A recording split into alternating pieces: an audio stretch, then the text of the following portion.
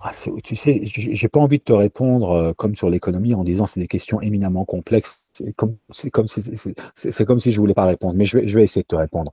Donc, toute religion promeut la différenciation sexuelle de toute façon. C'est-à-dire que ça, c'est une norme, d'accord? Maintenant, le fait de promouvoir la différenciation sexuelle comme norme ne dit pas quoi que ce soit sur ce qu'on peut appeler, si tu veux, les gens qui sortent de cette espèce de norme. Par exemple, tu as des hermaphrodites, tu as des gens qui... parce qu'encore une fois, il faut ici questionner l'origine de l'homosexualité. C'est quoi l'homosexualité? Tu as des homosexuels qui... tu sais que jusqu'à aujourd'hui, il y a des débats sur qu'est-ce que l'homosexualité. Est-ce qu'elle est d'origine purement psychologique? Est-ce qu'il y a un gène? En tout cas, le gène n'a jamais été découvert, tu vois. Mais sous l'angle psychologique, on va dire jusqu'en 1984, dans le DSM-3. Le DSM, c'est le manuel de psychanalyse utilisé dans le monde. Jusque dans le DSM-3, c'est jusqu'en 1984 ou 86, si ma mémoire est bonne, l'homosexualité était considérée tout simplement sous l'angle psychologique comme une problématique d'identification sexuelle. C'est-à-dire que le sujet a du mal à s'identifier à son sexe biologique. C'est-à-dire que son psyché ne suit pas sa biologie. Bon. Maintenant, sur les origines de cette homosexualité, on ne peut pas labrer pendant des heures. Elles sont aussi multifactorielles. Par exemple, tu as des gens qui ont développé des formes d'homosexualité parce que l'identification ne s'est pas faite convenablement. La manière dont, tu sais, à un moment donné, dans le développement de l'enfant, il y a un moment donné dans ton développement où tu prends conscience de ton identité sexuelle. Par exemple, à quel moment prends-tu conscience que tu es un garçon? Je suis un garçon. Tu vois. Et à quel moment prends-tu conscience que tu es une fille? C'est un moment dans ton processus d'évolution. Tu vois, dans la manière dont tu évolues. Et ce processus ne peut pas se faire tout seul. Il se fait par, je dirais, par comparaison avec d'autres garçons, par une relation, une mise en relation avec ta maman et ton papa. Et il y a ici, si tu veux, une dynamique qui se joue entre l'identification féminine des autres, l'identification masculine des autres, et le fait de prendre conscience de ta propre identité sexuelle. Si dans ce processus d'identification quelque chose se produit, il est possible que le sujet ait un problème d'identification et puisse être attiré, non plus, par exemple, par la différence, mais parce qu'il est similaire à lui. Bon. Alors, ça, c'est dans un cas où l'homosexualité est purement ancrée dans un problème d'identification de sa sexualité, un problème d'identité sexuelle. Maintenant, tu as d'autres formes.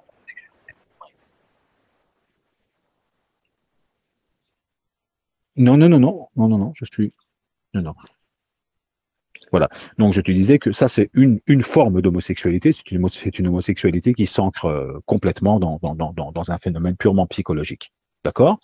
Alors, maintenant tu as une autre forme d'homosexualité qui est l'homosexualité réactive. L'homosexualité réactive, c'est essentiellement des gens qui sont dans le déni de la différenciation sexuelle. Je te prends un exemple. Par exemple, euh, ça arrive souvent, par exemple, aujourd'hui, dans la gente féminine. Ils ont une certaine vision de qu'est-ce que devrait être la relation et ils pensent que, par exemple, l'homme devrait se comporter comme elle, comme une femme. Il devrait aimer comme une femme, il devrait penser comme une femme, il devrait avoir des sentiments comme une femme et il devrait les exprimer de la même manière. Alors, ces personnes vont avoir une ou deux ou trois expériences qui vont être extrêmement douloureuses et négatives et elles vont avoir en tête que, par exemple, tous les hommes sont mauvais, les hommes sont méchants, les hommes sont pas bien. Et donc, parce que les hommes ne sont pas bien, elles vont aller vers des créatures qui sont très similaires à elles et qui, à un moment donné, sont beaucoup moins enclins de leur faire mal, tu vois. Et donc, tu as ici une homosexualité réactive qui peut se produire, qui est essentiellement due à un rejet de la différenciation sexuelle, non plus à cause de phénomènes qui se sont produits dans ta petite enfance, mais tout simplement parce que tu as une mauvaise perception de la différenciation sexuelle. En fait, non, tu ne la comprends pas, tu ne l'acceptes pas, et donc dans une sorte de rejet, bah, tu vas vers ce qui est similaire à toi. Alors on peut déjà voir ce phénomène-là aujourd'hui avec de plus en plus de gens qui choisissent des partenaires qui s'inscrivent plus du tout dans une différenciation radicale. Par exemple, lorsque tu analyses aujourd'hui le rapport homme-femme, tu verras que il y a une tendance à choisir des partenaires qui sont de plus en plus proches de nous. Par exemple, les femmes vont de moins en moins aller vers des hommes masculins virils, tu vois. Elles vont de plus en plus aller vers des hommes qui sont plus soft, tu vois, beaucoup plus comme elles en fait. Tu comprends? Alors ça reste des hommes dans la forme, mais ils vont avoir des émotions comme elle, ils vont penser comme elle, ils vont exprimer leur amour comme elle. Et donc, ce qu'il y a, c'est que déjà, ce phénomène-là est en train de s'observer aujourd'hui, surtout en Europe de l'Ouest, aux États-Unis, en Australie et dans les pays développés. Alors, pour en revenir à cette question de l'homosexualité peut avoir plusieurs racines et elle est complexe. Maintenant, islamiquement parlant, la norme promeut la différenciation sexuelle, mais elle ne dit rien sur ce qui peut se passer dans la vie privée de quelqu'un. Par exemple, quand à un moment donné quelqu'un se sent homosexuel et se sent attiré par le même sexe, c'est quelque chose qui le touche. Alors si ça vient de sa petite enfance, par exemple, tu peux difficilement avec tous les discours que tu veux, enlever cela. Tu vois. Alors, par exemple, dans certains pays comme en Iran, je te prends l'exemple de l'Iran, étant donné qu'ils veulent garder cette norme de la différenciation sexuelle, les gens qui souffrent tellement dans leur homosexualité, ils font la promotion du changement de sexe. Tu vois. Donc, par exemple, l'Iran après la Thaïlande, c'est le deuxième pays qui procède aux opérations de changement de sexe, parce qu'ils veulent garder, si tu veux, la normativité de la différenciation sexuelle. Donc, toute personne dont le sexe biologique n'est pas en phase avec le sexe, avec son psyché, et que cela génère une souffrance, on promeut le changement de sexe. Tu vois? Tu comprends? Ça, c'est par exemple une méthode que les savants chiites en Iran ont trouvée. Maintenant, on peut ne pas être d'accord avec cela. D'accord? Après, ça, c'est une autre question. Mais même si tu n'es pas d'accord avec ça, tu n'enlèves pas le problème de la souffrance. Et le problème de la souffrance, tu ne vas pas le régler avec des coups de bâton.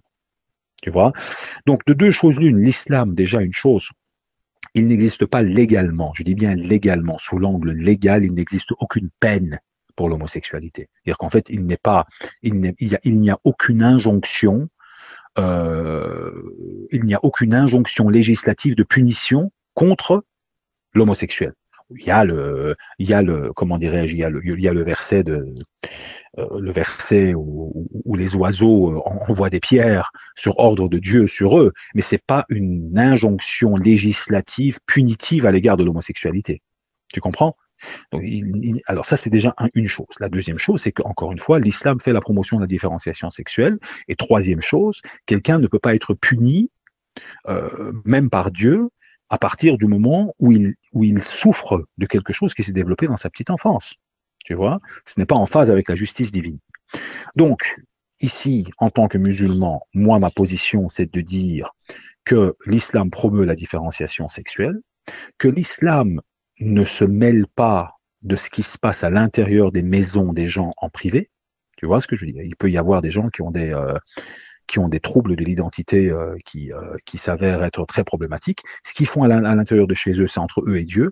Et il n'est pas du devoir du musulman d'aller espionner un autre musulman. Tu vois. Et puis, il faut s'arrêter là.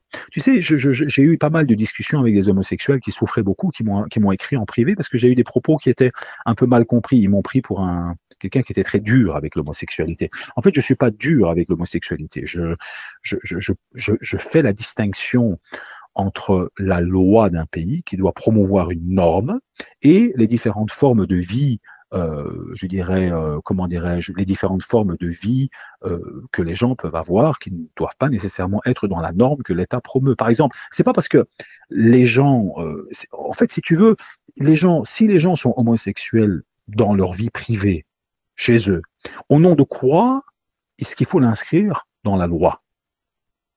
T'as compris ce que je veux dire? En fait, si tu veux, toute exception n'a pas pour vocation d'être inscrite dans la loi. Tu vois? Et ça, c'est encore une fois une question de philosophie politique, parce que tout simplement, la plupart des gens disent, ah, mais si moi je le vis en privé, je veux que ce soit inscrit dans la loi, sinon je me sens oppressé et je me sens discriminé. Tu vois? Mais si tu veux, le problème, c'est quand on ouvre cette porte, il n'y a plus de fin. Aujourd'hui, il y a quelques années, tu as une femme qui a décidé de se marier avec elle-même. Donc, elle a fait une cérémonie de mariage avec elle-même. Tu vois? Et non, mais c'est vrai, je rigole pas, hein, c'est vraiment passé. Donc elle a dit, moi j'ai envie de me marier avec moi-même parce que je m'aime, tu vois. Tu sais, et puis demain cette femme va venir, mais je veux qu'on inscrive ça dans la loi. Tu peux plus t'en sortir. Plus tu as des gens qui aujourd'hui aiment leur animal de compagnie encore plus qu'un être humain. Ils disent, je veux me marier avec mon chien, tu vois. Alors oui, après tu peux dire dans la loi, mais non, mais un chien, c'est pas un être humain, tu vois. Mais en fait, si tu veux, à partir du moment où la loi n'a pas pour vocation de niveler l'ensemble des orientations sexuelles. Et que nous, islamiquement parlant, ma position, c'est de dire, on promeut la différenciation sexuelle et on tolère en privé le fait que les gens, à l'intérieur de leur demeure, fassent ce qu'ils veulent, mais par contre, je dirais, Dieu a dit ce qu'il a à dire et c'est entre eux et Dieu. Tu comprends? Parce que toi, tu peux pas contrôler ce qui se passe à l'intérieur des gens, chez les gens. Tu vois? Et le problème, c'est les musulmans doivent aussi comprendre que un problème psychologique profond, par exemple, peut être très problématique aussi. Tu vois, par exemple, tu as des phénomènes de jalousie et de possessivité extrême. D'accord? Par exemple, toi, tu décides, je sais pas moi, toi, tu décides que toi, ton conjoint, tu vas la contrôler, tu vas le contrôler. D'accord? Et tu es musulmane et tu es musulman. Et tu décides que c'est toi qui vas contrôler la vie de l'autre. Par exemple. Alors, autant l'homosexualité est un problème et qu'il est condamné, je dirais, dans les écrits des monothéismes, mais est quitte je dirais, du shirk en tant que tel. Parce que quand toi tu cherches à contrôler quelqu'un, tu fais quoi en fait? Tu cherches à te mettre à la place de Dieu, à le posséder. Et en fait, qu'est-ce que je suis en train de t'expliquer? C'est qu'en fait, on a une mauvaise vision des choses. Autant les gens, quand tu leur parles d'homosexualité, ils sautent au plafond, tu vois, mais quand ils parlent de possessivité extrême, et que tu en as presque qui tuent leur partenaire au nom de toute une série de raisons, là, il n'y a plus d'islam, en fait. Tu comprends ce que je veux dire? Et donc, il y a toute une série de phénomènes qui sont très, très problématiques aujourd'hui dans les couples contemporains, surtout musulmans, et qui apparemment n'ont pas l'air d'être extraordinairement problématiques dans la tête de ces gens, tu vois. Alors que pourtant, le fait de contrôler quelqu'un d'autre, ou chercher à contrôler quelqu'un d'autre, et le fait de dicter les choses pour que les choses aillent dans une direction, bah, c'est encore pire que l'homosexualité, entre nous, soit dit. Pourquoi? Mais parce que tout simplement, tu te prends pour Dieu. Tu comprends ce que je veux dire? Et donc, en fait, moi, je ne suis pas en train de comparer. Je dis tout simplement que l'homosexualité est une problématique à traiter, tu vois, et que c'est une problématique complexe. Si maintenant une personne a été mal formatée à ne plus accepter la différenciation sexuelle, cette personne et qu'elle devient homosexuelle à cause de cela, ou il devient homosexuel à cause de cela, cette personne va souffrir, tu vois. Et sa souffrance, tu peux voter autant de lois que tu veux, ça partira pas, parce que l'origine de sa souffrance n'est pas la loi, c'est pas la reconnaissance normative de son orientation sexuelle. L'origine de sa souffrance est quelque chose de personnel. Tu vois, c'est un peu comme si quelqu'un souffre et qu'il a un problème personnel de souffrance dû à un trouble d'identité, et toi tu lui dis, mais tu sais, moi je vais voter une loi pour toi et tu vas plus souffrir. Mais qui t'a dit ça? Voilà, tu vois. Donc c'est pour ça qu'à un moment donné, ces problématiques-là sont complexes et il faut avoir une vision très nuancée par rapport à elles. Voilà.